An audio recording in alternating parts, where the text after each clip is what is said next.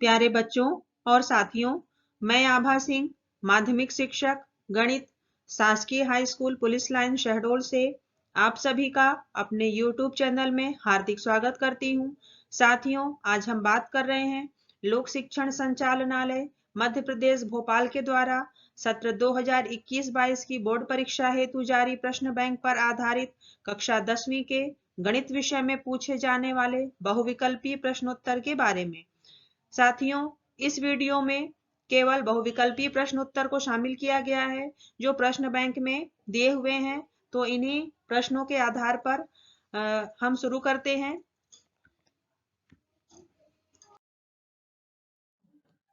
पहला प्रश्न अध्याय 1 से 96 और 404 का HCF होगा। तो 96 और 404 का HCF गुणनखंड विधि है HCF ज्ञात करने के लिए, और दूसरी विधि है यूक्लिड विभाजन एल्गोरिथम। तो दोनों ही विधियों से अगर हम इसको सॉल्व करते हैं तो इसका उत्तर आएगा 4।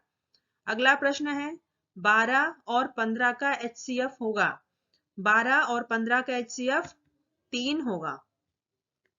अगला प्रश्न, दो संख्याओं का गुणनफल 32 और उनका LCM 8 है, तो उनका HCF कितना होगा? तो यहाँ पर गुणनफल बराबर, दोनों संख्याओं का गुणनफल बराबर LCM गुणे HCF का सूत्र लगेगा और उसमें उत्तर प्राप्त होगा HCF 4। अगला प्रश्न, 4 और 7 का महत्तम समापवर्त यानी HCF कितना होगा? तो 4 और 7 दोनों ही कोप्राइम नंबर हैं, तो इनका HCF कितना होगा? 1 होगा। अगला प्रश्न, किसी पूर्णांक m के लिए समपूर्णांक निम्न स्वरूप का होता है। तो चूंकि समपूर्णांक की बात की गई है तो इसमें उत्तर होगा 2m, क्योंकि बाकी सभी में विषम संख्याओं को प्लस किया गया है जो कि समपूर्णांक नहीं हो सकते हैं। अगला प्रश्न, संख्याओं 5, 15, 20 के लिए LCM और HCF का अनुपात कितना होगा? तो यहाँ पर 5, 15 और 20 का LCM निकालेंगे और इनका HCF निकालेंगे, और फिर जब इनका अनुपात ज्ञात करेंगे तो अनुपात प्राप्त होगा 12:1।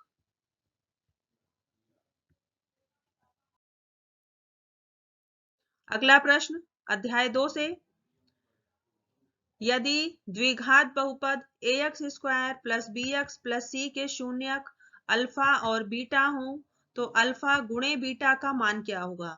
तो अल्फा गुणे बीटा का जो मान होता है वह होता है c/a।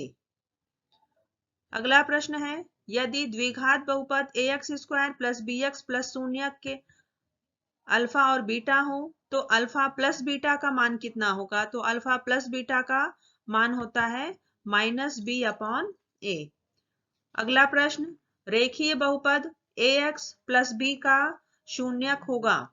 तो रेखीय बहुपद ax + b का शून्यक भी -b/a होगा, क्योंकि हमें पता है कि शून्य ज्ञात करने के लिए हमें इसे शून्य के बराबर करना होगा, और जब हम ax + b को शून्य के बराबर करेंगे तो x की वैल्यू आएगी -b/a। अगला प्रश्न है, बहुपद x² - 3 के शून्यक होंगे। तो x² - 3 के शून्यक ज्ञात करने के लिए इसे इक्वल 0 के करेंगे तो x की वैल्यू जो आएगी वो ±√3 होगी। अगला प्रश्न, बहुपद x² + 7x + 10 के शून्यक क्या होंगे? तो यहाँ पर हमें x² + 7x + 10 का गुणनखंड करेंगे तो x + 5 × x + 2 आएगा। तो चूंकि x + 5 और x + 2 है तो उनके शून्यक होंगे -2 -5। अगला प्रश्न, बहुपद x + 1 × x² - x - x⁴ + 1 के लिए घात होगी। यहाँ पर अगर हम केवल इसको देखें तो हमें देखने से लगेगा कि बहुपद की घात 4 है, लेकिन चूंकि इसमें x + 1 का भी मल्टीप्लाई है तो जब x का गुणा x की घात 4 से होगा तो स्वाभाविक है घातें जुड़ जाती हैं, तो x की घात कितनी हो जाएगी? 5। तो अधिकतम घात बहुपद की वही कहलाती है जो x की अधिकतम घात होती है, इसलिए इसका उत्तर होगा 5।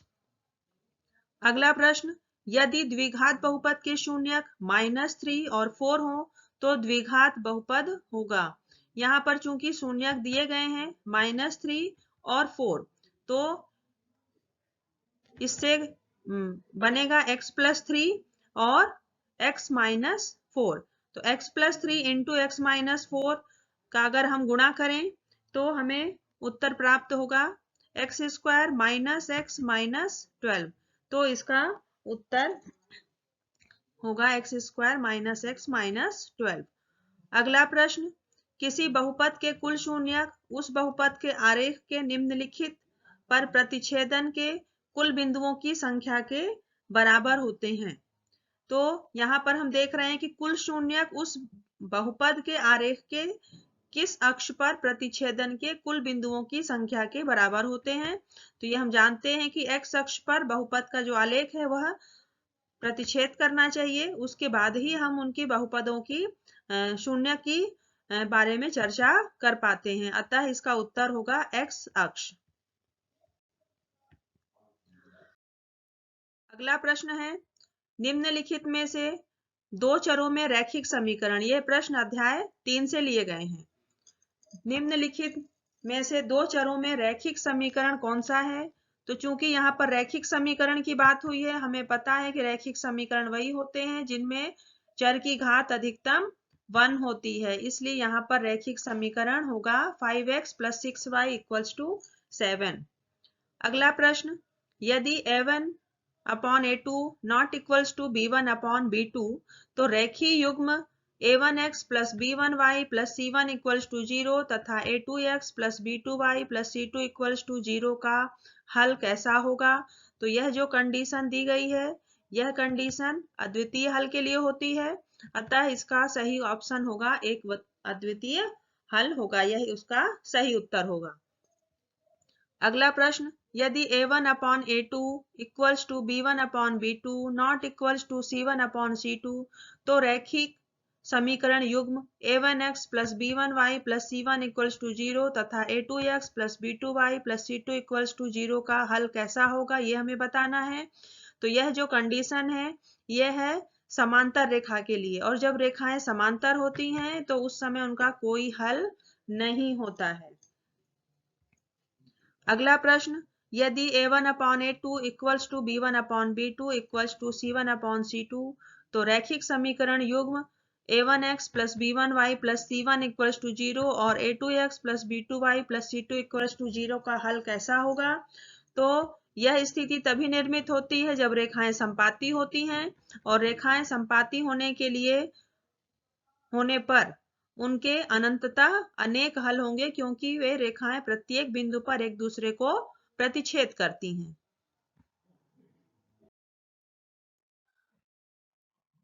अगला प्रश्न भी अध्याय 3 से, रैखिक समीकरण युग्म a1x + b1y + c1 = 0 तथा a2x + b2y + c2 = 0 का अद्वितीय हल होने की शर्त क्या है? तो इसके अद्वितीय होने की शर्त है a1/a2 not equals to b1/b2 जबकि रेखाएं प्रतिच्छेदी होती हैं। अगला प्रश्न, रैखिक समीकरण युग्म a1x + b1y + c1 = 0 तथा a2x + b2y + c2 = 0 का कोई हल नहीं होने की शर्त क्या है? कोई हल नहीं है यानी रेखाएं कैसी हैं? समांतर हैं। तो इसके लिए कंडीशन है a1/a2 = b1/b2 not equals to c1/c2। अगला प्रश्न, रैखिक समीकरण युग्म a1x + b1y + c1 = 0 तथा a2x + b2y + c2 = 0 के लिए अनंत हल होने की क्या कंडीशन है, क्या शर्त है? तो अनंत हल संपाती रेखा होने पर होता है और इसकी शर्त है कि तीनों अनुपात समान होने चाहिए, यानी a1/a2 = b1/b2 = c1/c2। अगला प्रश्न अध्याय 4 से, यदि द्विघात समीकरण ax² + bx + c = 0 के मूल समान हो तो समीकरण के विविक्तकर का मान क्या होगा? तो यदि मूल समान होते हैं तो उस स्थिति में विविक्तकर का मान होता है 0। अगला प्रश्न, समीकरण X square plus X minus 1 equals to 0 के मूलों की प्रकृति कैसी होगी। तो चूंकि यहाँ पर हम देख रहे हैं कि मूलों की प्रकृति ज्ञात करने के लिए हमें विविक्त कर का मान ज्ञात होना चाहिए। तो जब हम विविक्त कर का मान निकालेंगे उस स्थिति में यदि धनात्मक और आते हैं और शून्य से बड़ा है, विविक्त कर का मान यदि पॉजिटिव है और शून्य से बड़ा है, तो उस स्थिति में हमको मूलों की प्रकृति प्राप्त होती है वास्तविक और भिन्न। तो पहले आप इसका विविक्त कर ज्ञात करेंगे तो आपको समझ में आएगा कि यह वास्तविक और भिन्न है, यानी विविक्त कर बी स्क्वायर माइनस 4ac की वैल्यू जो है वो 0 से ज्यादा है। अगला प्रश्न, किसी द्विघात समीकरण में चर की अधिकतम घात कितनी होती है। तो चूंकि यहाँ पर द्विघात समीकरण की बात है तो उसमें चर की अधिकतम घात होनी चाहिए 2।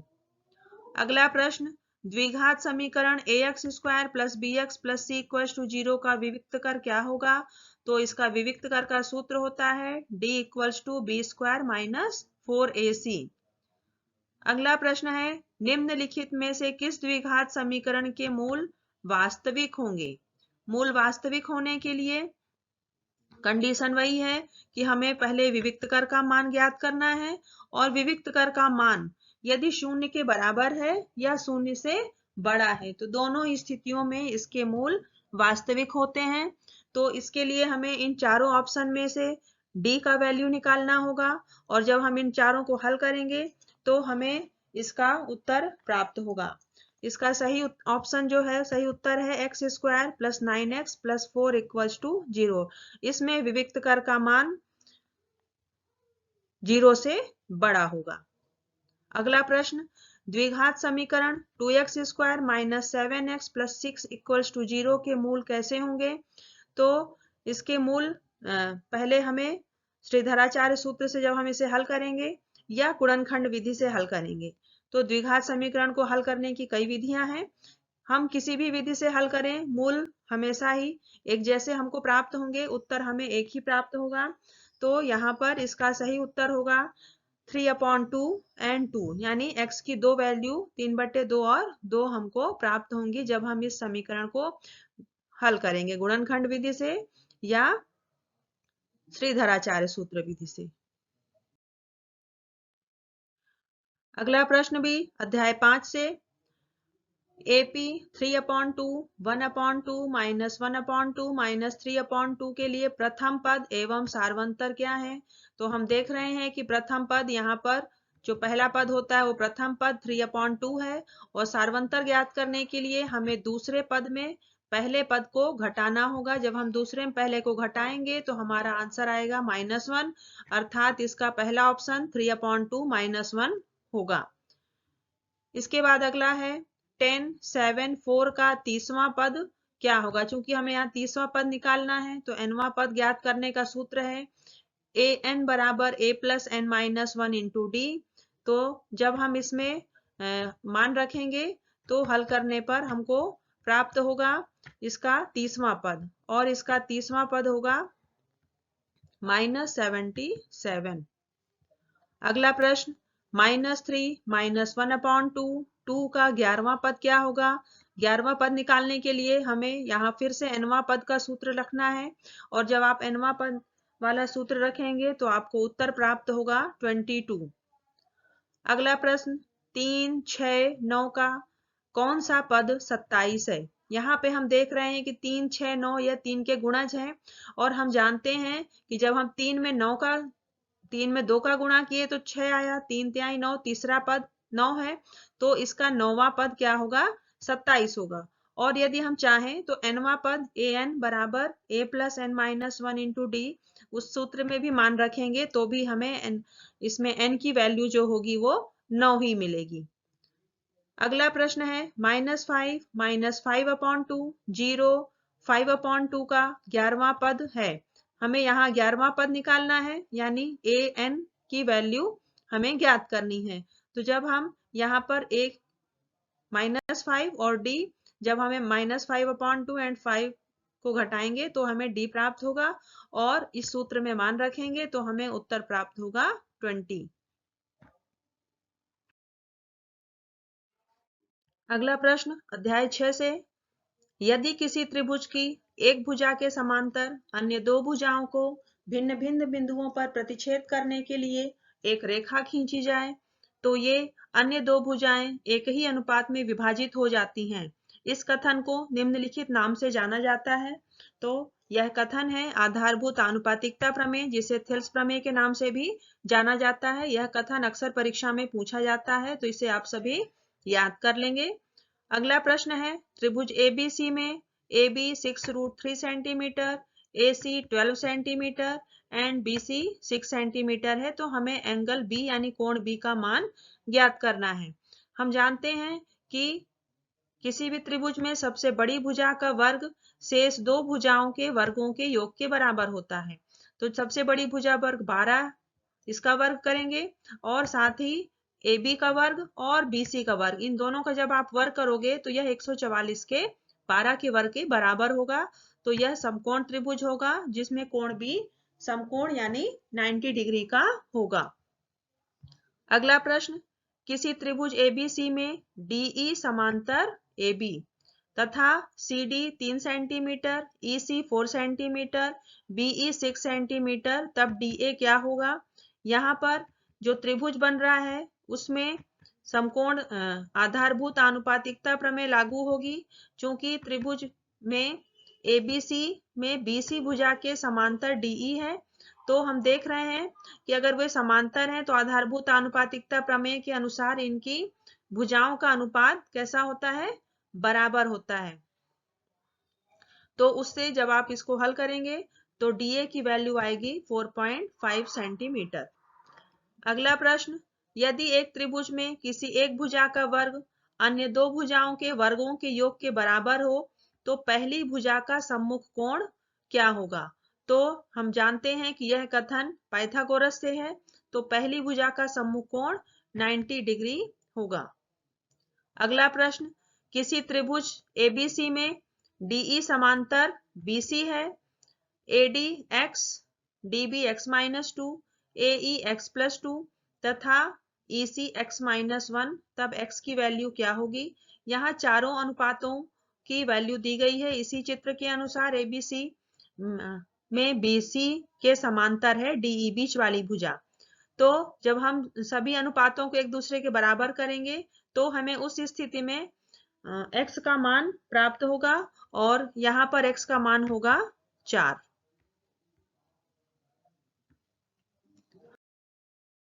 अगला प्रश्न अध्याय 7 से, मूल बिंदु के निर्देशांक हैं। तो हम जानते हैं कि मूल बिंदु के निर्देशांक 0, 0 होते हैं।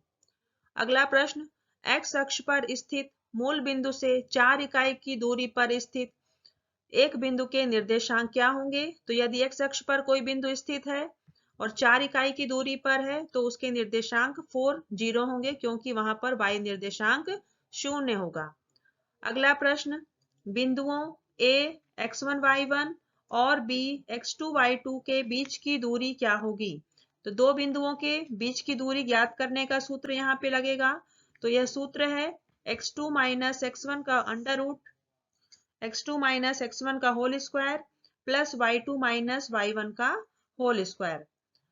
अगला प्रश्न, बिंदु 8, 6 और 0, 0 के बीच की दूरी क्या होगी? तो यह दूरी ज्ञात करने का सूत्र हम ज्ञात लगाएंगे यहाँ पर। तो उस स्थिति में इसका जो उत्तर होगा वह होगा 10, अर्थात दोनों के बीच की दूरी 10 होगी, 10 इकाई होगी।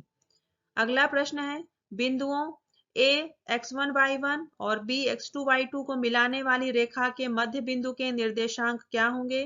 तो मध्य बिंदु के निर्देशांक होते हैं x1 plus x2/2, y1 plus y2/2। अगला प्रश्न है, बिंदुओं A 1, 2 और B 3, 4 को मिलाने वाली रेखा के मध्य बिंदु के निर्देशांक क्या होंगे? तो मध्य बिंदु ज्ञात करने का सूत्र हम अभी ऊपर देख चुके हैं। इसी सूत्र को हम लगाएंगे तो हमें उत्तर प्राप्त होगा 2, 3।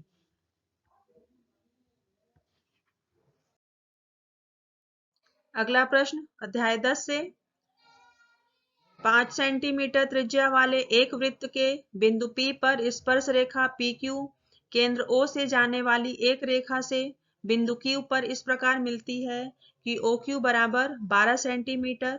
तो PQ की लंबाई हमको ज्ञात करना है। यहाँ पे हम देख रहे हैं कि OQ 12 सेंटीमीटर है और वृत्त की त्रिज्या 5 सेंटीमीटर है। हमें PQ स्पर्श रेखा की लंबाई ज्ञात करना है। यहाँ समकोण त्रिभुज निर्मित होता है और समकोण त्रिभुज में हम पाइथागोरस प्रमेय से जब हल करेंगे तो PQ की लंबाई √119 सेंटीमीटर प्राप्त होगी। अगला प्रश्न, एक बिंदु Q से एक वृत्त पर स्पर्श रेखा की लंबाई 24 सेंटीमीटर तथा Q की केंद्र से दूरी 25 सेंटीमीटर है, तो वृत्त की त्रिज्या क्या होगी?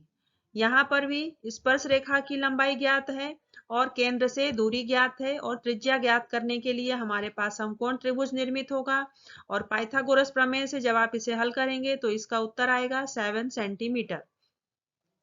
अगला प्रश्न, यदि एक बिंदु P से O केंद्र वाले किसी वृत्त पर PA, PB स्पर्श रेखाएं परस्पर 80 अंश के कोण पर झुकी हैं, तो कोण POA बराबर क्या होगा? तो चूंकि यहाँ पर हम जानते हैं कि स्पर्श रेखाओं के बीच बनने वाला कोण केंद्र पर बनने वाले कोण के संपूरक होता है, तो 80 अंश के अपोजिट 100 डिग्री का कोण बनेगा और उसका आधा यानी POA पूछ रहा है तो उसका आधा होगा 50 अंश, तो इसका उत्तर होगा 50 अंश। अगला प्रश्न, यदि TP, TQ केंद्र O वाले किसी वृत्त पर दो स्पर्श रेखाएं इस प्रकार हैं कि कोण POQ बराबर 110 अंश, तो कोण PTQ बराबर होगा, यहाँ पर भी जो चतुर्भुज निर्मित होगा उसके सम्मुख कोण संपूरक होते हैं, तो अगर 110 अंश बन रहा है जिधर स्पर्श रेखाएं झुकी हुई हैं तो दूसरा कोण जो है वह 70 अंश का बनेगा।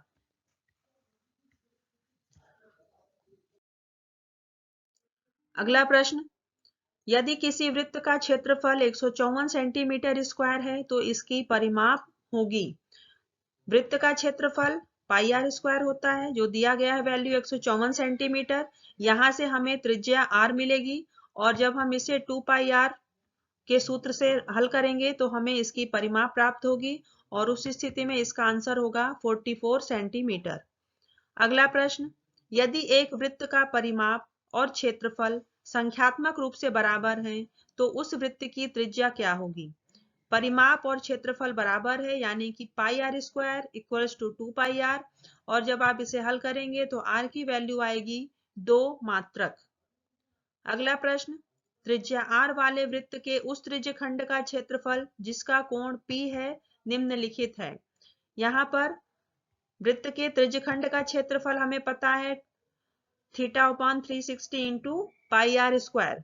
चूंकि ऐसा कोई यहाँ पे ऑप्शन नहीं है तो यह वाला जो ऑप्शन है यह हमारे अनुकूल है कि ये जब 2 कैंसिल होगा 720 को कैंसिल करेगा तो यहाँ पे हमारा आ जाएगा P/360 into pi r square, जो कि जो सूत्र है त्रिज्यखंड के क्षेत्रफल ज्ञात करने का यह उसके बराबर है। तो जब आप इसे सॉल्व करेंगे तो इसमें यहाँ पर उत्तर कितना आ जाएगा P/360 into pi r square. तो इसमें थोड़ा सा इसको प्रश्न को घुमाया गया है, तो जब हम इसे हल करें तो 2/2 जो है 720 को कैंसिल करेगा और हमारा एक्चुअल आंसर यहाँ पे प्राप्त हो जाएगा। अगला प्रश्न, अध्याय 14 सांख्यिकी से माध्य, बहुलक एवं माध्य के मध्य संबंध क्या है? तो माध्य, बहुलक एवं माध्यक के मध्य जो सही संबंध है वह है 3 माध्यक बराबर बहुलक प्लस 2 माध्य। अगला प्रश्न, प्रायिकता से किसी घटना के घटित होने की प्रायिकता यदि P है तो उसकी घटित न होने की प्रायिकता क्या होगी? तो किसी घटना के घटित होने की प्रायिकता यदि P है तो उसके घटित न होने की प्रायिकता होती है 1 - P। अगला प्रश्न, निम्न में से कौन सा मान किसी घटना की प्रायिकता नहीं हो सकता है? तो यहाँ पे हम जानते हैं कि प्रायिकता का मान हमेशा 0 और 1 के बीच में होता है। 17/16 का मान 1 से ज्यादा है इसलिए यह प्रायिकता का मान नहीं होगा। अगला प्रश्न, निम्नलिखित में से कौन सी संख्या किसी घटना की प्रायिकता नहीं हो सकती? हमें पता है कि कभी भी प्रायिकता का मान ऋणात्मक नहीं होता, इसलिए इसका सही उत्तर होगा -1.5। तो साथियों, इस वीडियो में उन सभी प्रश्नों को शामिल किया गया जो प्रश्न बैंक में दिए गए थे और उन सभी बहुविकल्पीय प्रश्नों को इसमें उत्तर बताने की कोशिश की गई। अगर कोई भी सवाल आपको नहीं समझ में आया, कोई प्रश्न आपको समझ में नहीं आया कि इसका उत्तर ऐसा क्यों आया, तो आप कमेंट बॉक्स में उसे लिख सकते हैं और हम यथासंभव उसको हल करने का प्रयास करेंगे। तो उम्मीद है कि आपको इन वीडियो से लाभ प्राप्त होगा और आप इन्हें कॉपी में प्रश्नों को नोट करेंगे और परीक्षा के लिए उसकी तैयारी करेंगे। मिलते हैं नेक्स्ट वीडियो में रिक्त स्थानों जो कि प्रश्न बैंक में दिए गए हैं उनके संकलन के साथ। तब तक के लिए टेक केयर, गुड बाय।